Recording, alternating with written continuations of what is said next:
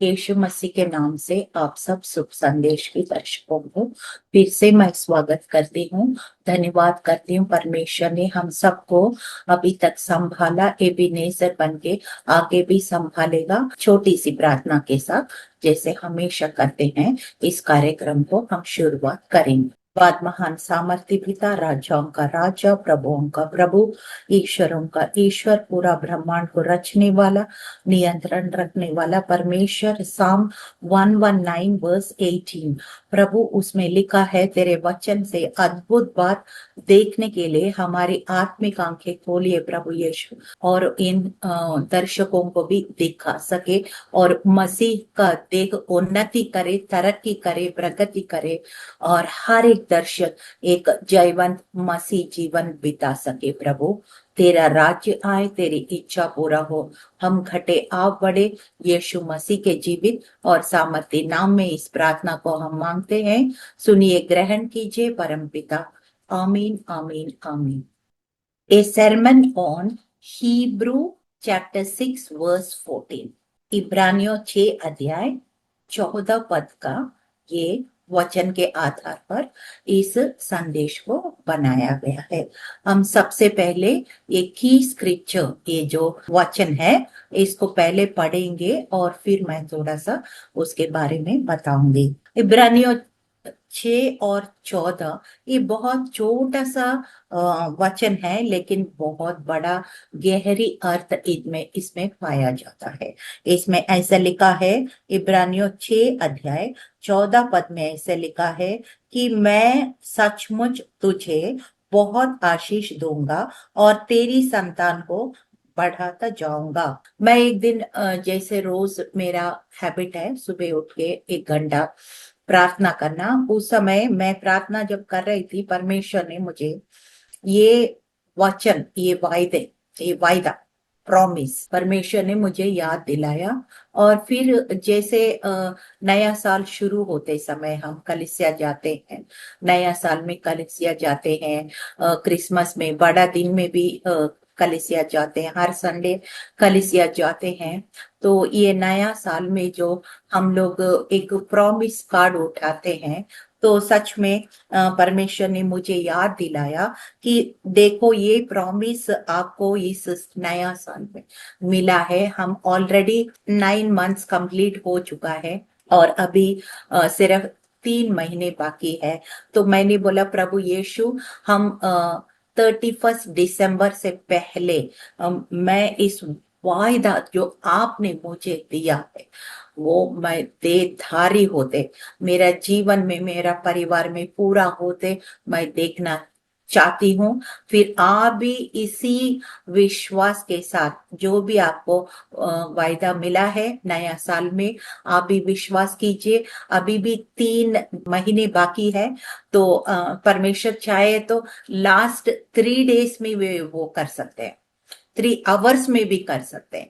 तो इसलिए हम विश्वास करते रहेंगे कि 31 दिसंबर नाइट 12 o'clock तक से पहले ये वचन देधारी होगा। हालेलुया, ये मैं विश्वास करती हूँ और आप भी विश्वास करिए। और इसी वचन के आधार पर मैंने ये इस बार की जो विषय मैंने बनाया, क्योंकि हर वचन जो बाइबल में दिया गया है वो पवित्र आत्मा का प्रेरणा के साथ हमें मिलता है, और फिर हमारी हर आवश्यकताओं को, जरूरतों को वो वचन हमें काम आता है। काम में लाना सीखना है, वचन को काम में लाना हमको सीखना है। इसी वजह से इतने सारे प्रोग्राम्स, शुभ संदेश का नेटवर्क और बहुत सारे जो क्रिश्चियन नेटवर्क से जो वचन आपको संदेश में के रूप में इसलिए दिया जाता है कि वचन को हमें काम में लाना सीखना हो। हालेलुया, यही एक जयवंत मसीह जीवन का प्रमाण होता है। तो सबसे पहले इस वचन, जब वायदा के ऊपर मेडिटेट कर रहे हो, पवित्र आत्मा मुझे 3 बातें, 3 कंपोनेंट्स दिखाया। सबसे पहले हम सबको पता होना चाहिए कि we are all in the new covenant with Yeshua. यीशु मसीह के साथ हम एक नई वाचा, अगर इब्रानियों पिछले बार भी मैंने इब्रानियों किताब से एक वचन लेके प्रचार किया, इब्रूस 12 का 29, जो how God is consuming fire, परमेश्वर की पवित्र आग कैसे विश्वासी लोग के जीवन में कैसे काम करता है, अविश्वासी लोग का जीवन में कैसे काम करता है, उसका मीनिंग क्या है। सो वो मैंने समझाया। अभी भी इब्रानियों किताब में 6वां अध्याय 14 पद में से भी इस बार सिखा रही हूँ, जो मुझे न्यू ईयर में प्रॉमिस मिला है। और फिर ये हिब्रूज का जो किताब जो है, ज्यादा तरफ ये पुराना नियम में जो बलि चढ़ाते थे, जानवरों को बलि चढ़ाते थे और अपना पाप का प्रायश्चित मानते थे, लेकिन वो पाप मिटा नहीं जाता था, सिर्फ ढका जाता था। और फिर दोबारा हर साल महायाजक को जाके जानवरों का लहू छिड़काना पड़ता था। बहुत सारी बातें जो पुराना नियम में कैसे होते थे, और फिर वो बातें कैसे यीशु मसीह के द्वारा पूरा हुआ है, जो हमारे लिए महायाजक बन के एक ही बार, जो बच्चे पैदा होने वाला है, जो बच्चे ऑलरेडी कुछ लोग मर चुका है, जो अभी जिंदा है, पास्ट प्रेजेंट एंड फ्यूचर के लिए, हमेशा के लिए, वंस फॉर ऑल, कैसे उसने लहू, वो जो बलिपीठम बोलते हैं ना, जो मर्सी सीट, वो कृपा सिंहासन के पास स्वयं अपना लहू लेके स्वर्ग में पिता के सामने वो मर्सी सीट के पास में जाके वो लहू छिड़काया, और कैसे मानव जाति का पाप से छुटकारा दिया है। ये सारे बातें ज्यादातर इब्रानियों की किताब में आपको मिलेगा, उसका कंपैरिजन मिलेगा, old testament and new testament sacrifice का कंपैरिजन मिलेगा। और यहाँ पे एक वाचा के बारे में, और इस वचन के द्वारा मुझे पवित्र आत्मा ने 3 कंपोनेंट्स दिखाया। सबसे पहले new covenant, what is the new covenant, this blessing and this multiplication, ये आशीष और ये बढ़ोतरी दोनों कहाँ से आता है, what is the source, the source is the new covenant, जो परमेश्वर यीशु मसीह के द्वारा हमारे साथ एक वाचा बांधा, एक एग्रीमेंट, एक permanent agreement with his own blood.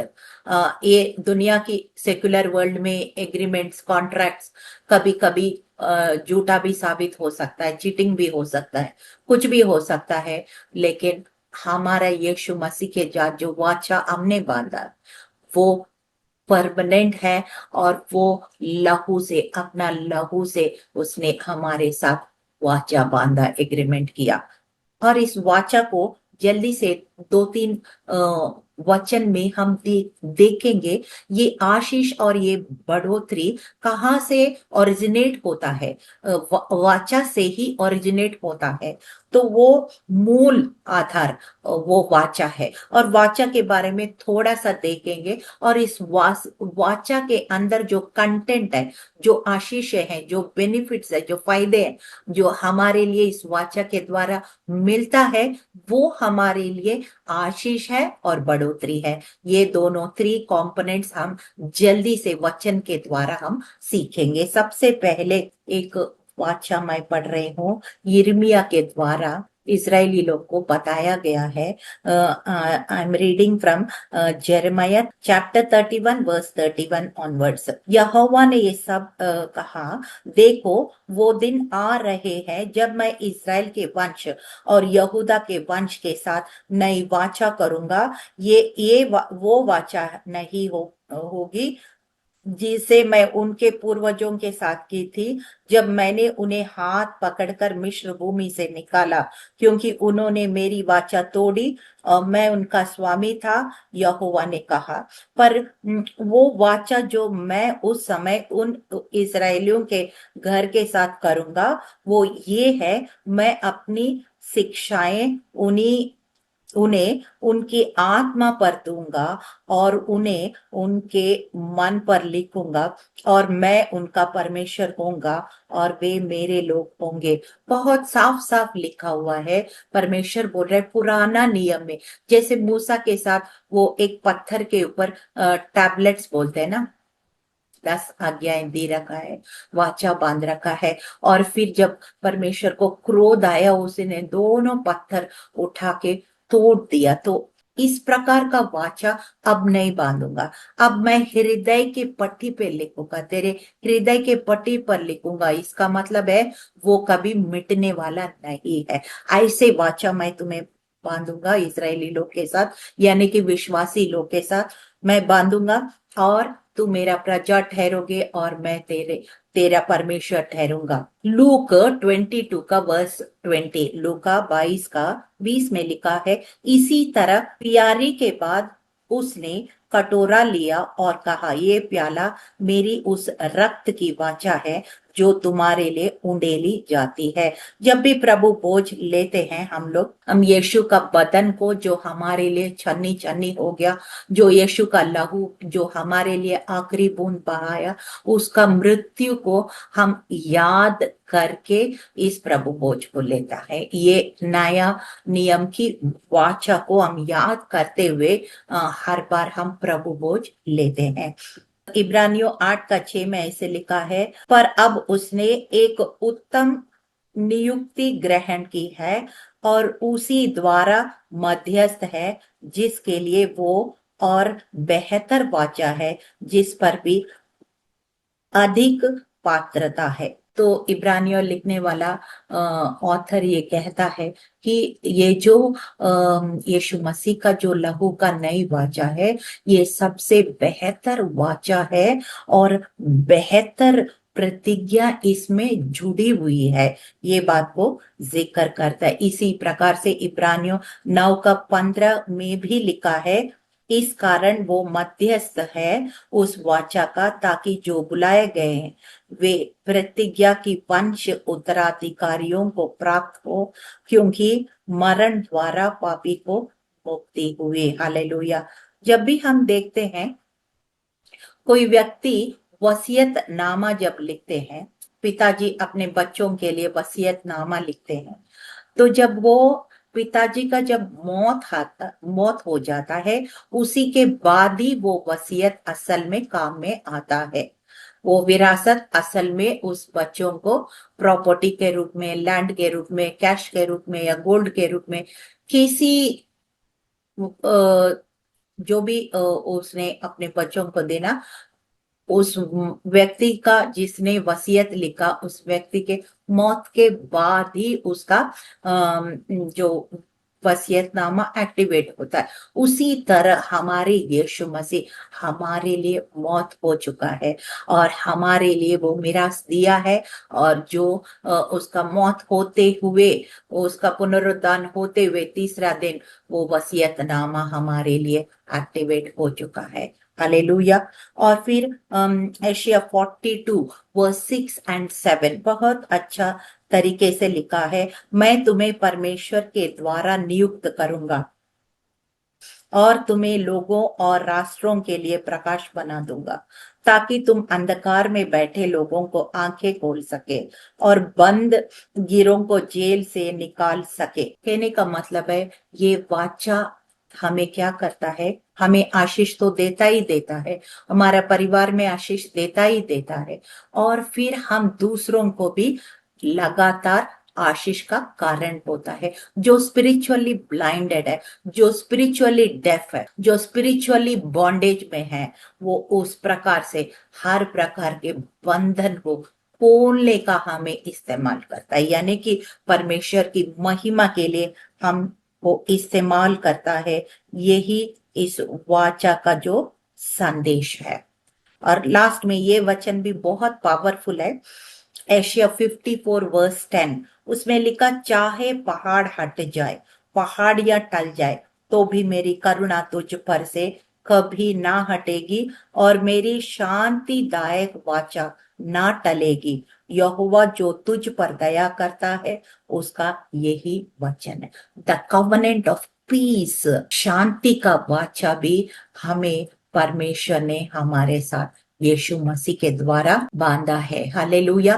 क्योंकि मनुष्य का विपरीत व्यवहार, रेबिलियन, विद्रोह का कारण परमेश्वर और मनुष्य के बीच में जो पाप का दीवार आ गया था, हम लायक नहीं थे इस उद्धार के लिए। लेकिन इफिसियों दूसरा अध्याय में लिखा, यीशु मसीह ने वो बीच का दीवार तोड़ दिया और परमेश्वर और मनुष्य जाति, मानव जाति को मेल कराया। शांति का वाचा, करुणा की वाचा, अनुग्रह का वाचा हमारे साथ परमेश्वर ने बांध रखा है। हालेलुया।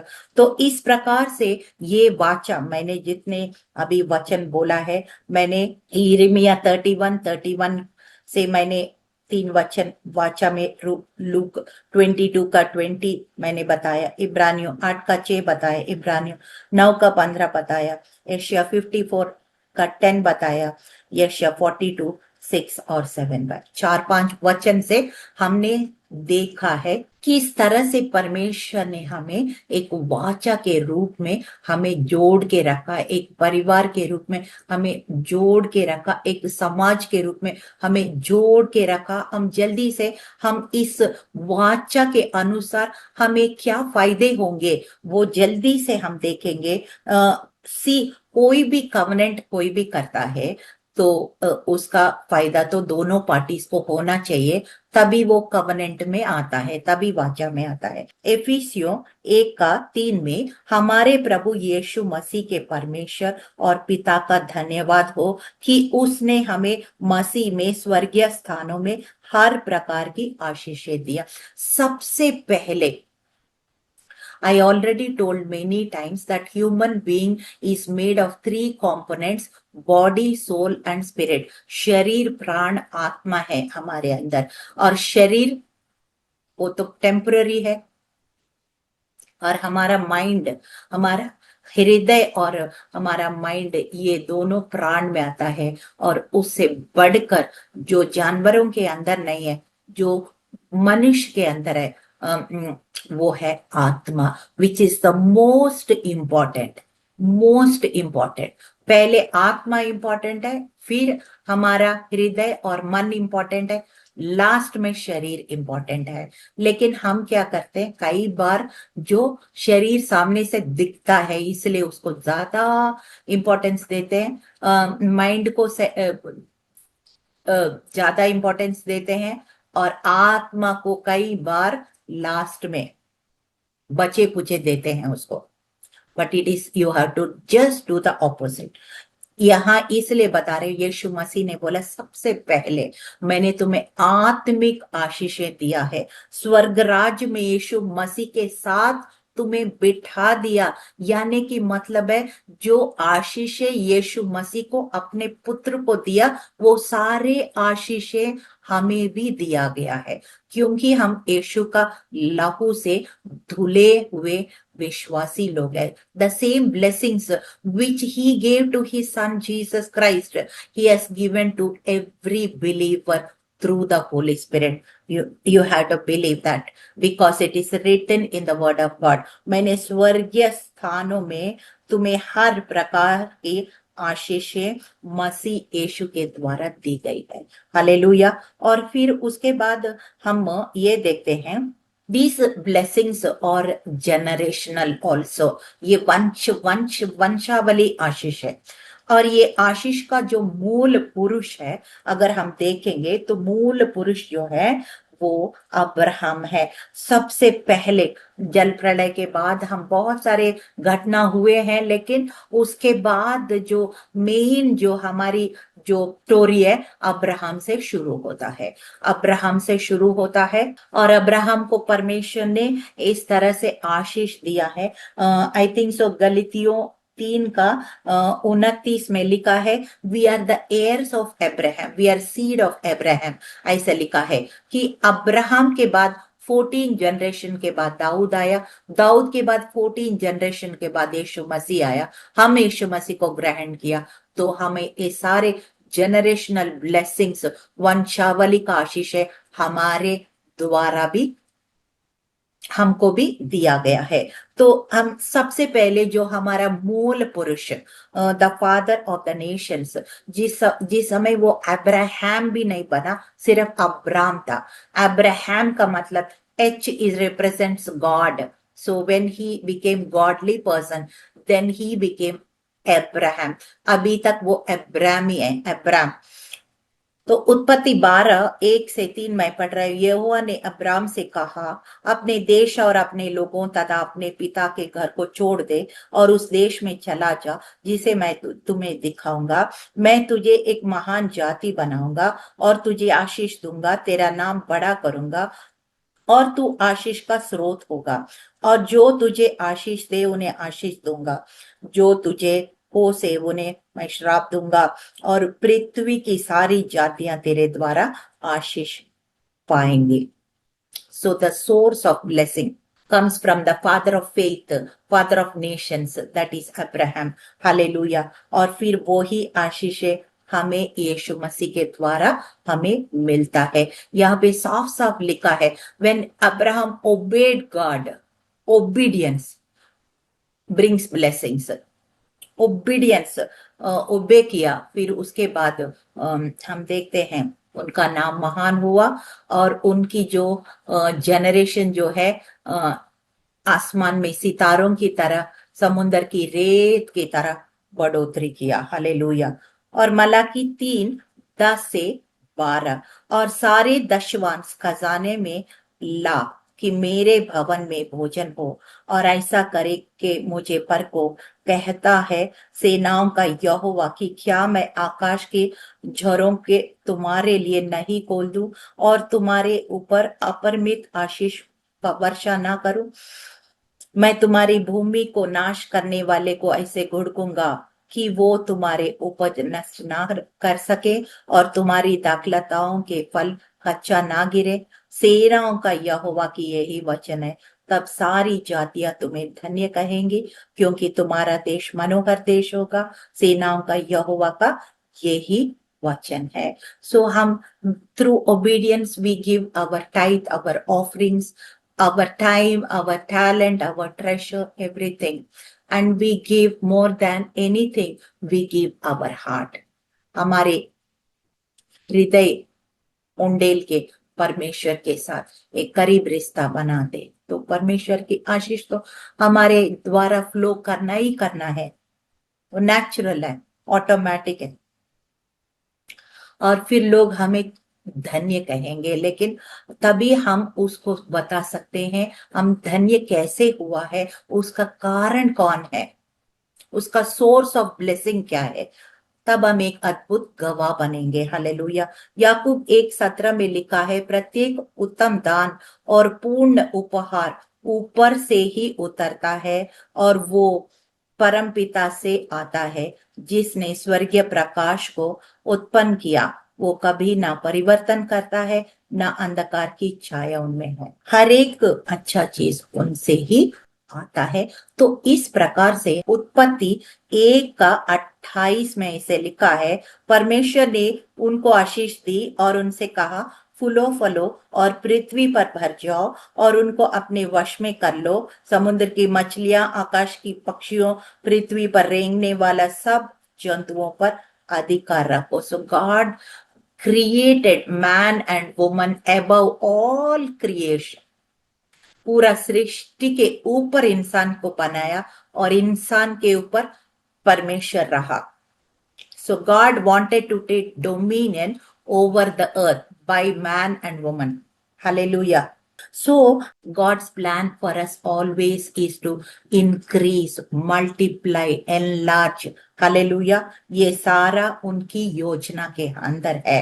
तभी उसने अब्राहम को भी यही आशीष दिया, इसहाक को भी यही आशीष दिया, याकूब को भी यही आशीष दिया। याकूब ने अपने 12 बच्चे जो उनको भी इसी तरह का आशीष दिया है। और फिर हम किस क्षेत्र में बढ़ोतरी करना है, हमारा हेल्थ में, लाइफ, मैंने पहले ही बोला, आयु में हमारी लंबी आयु चाहते हैं, अच्छा स्वास्थ्य चाहते हैं, और फिर हमारा फाइनेंसेस को भी बढ़ोतरी हम चाहते हैं, हमारे बच्चों के ऊपर आशीष चाहते हैं, और फिर हमारे कामकाज में आशीष चाहते हैं, हमारे सेवक हर एक क्षेत्र में हम बढ़ोतरी हम चाहते तो हैं। और ड्यूटेरोनमी व्यवस्था विवरण 28 में अगर देखेंगे, उसमें लिखा है, तू मेरे आज्ञा को पालन करोगे, आज्ञाकारी बनोगे और मेरी बात मानोगे, मैं तुम्हें सब जातियों के ऊंचा बनाऊंगा। और फिर वहां पे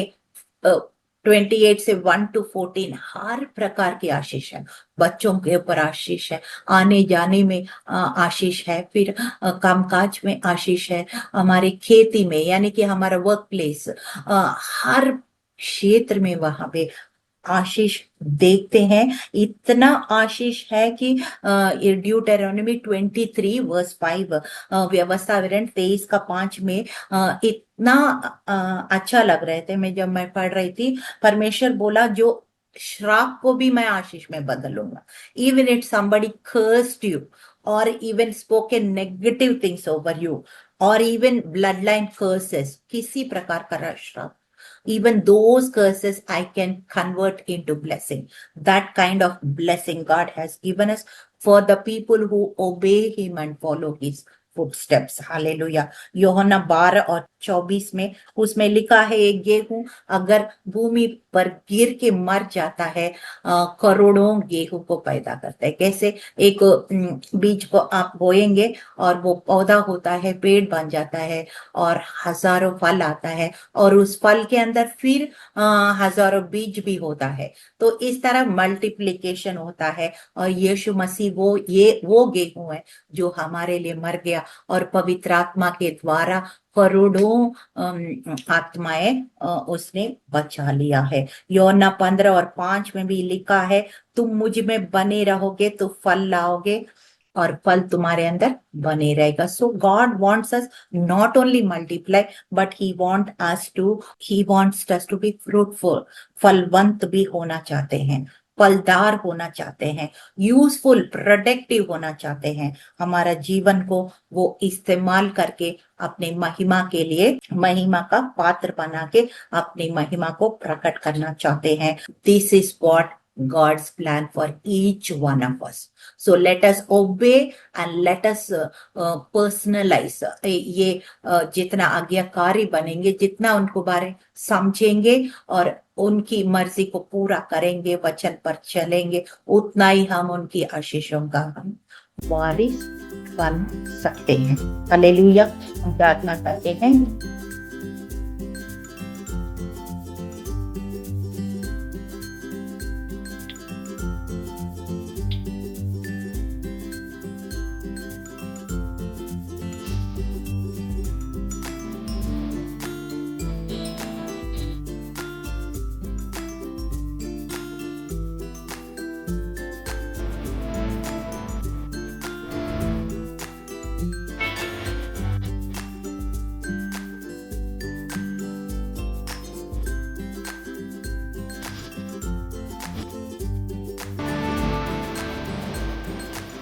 धन्यवाद महान सामर्थी पिता, राजाओं का राजा, प्रभुओं का प्रभु, ईश्वरों का ईश्वर, पूरा ब्रह्मांड को रचने वाला, नियंत्रण रखने वाला परमेश्वर, हम आपका वचन को देखते हैं किस तरह से वाचा आपने हमारे साथ बांधा है। और इब्रानियों 6 और 14 में आपने कहा, surely in blessing I will bless you, in multiplying I will multiply you. हमारा देश में, शहर में, हमारी कामकाज में, परिवार में, हमारे सेवकाई में आप प्रभु तेरे वाचा को फुलफिल करेंगे, वाचा को पूरा करेंगे, तेरी आशीषों से भर देंगे प्रभु यीशु। We declare your kingdom come, your will be done, let us decrease and you increase.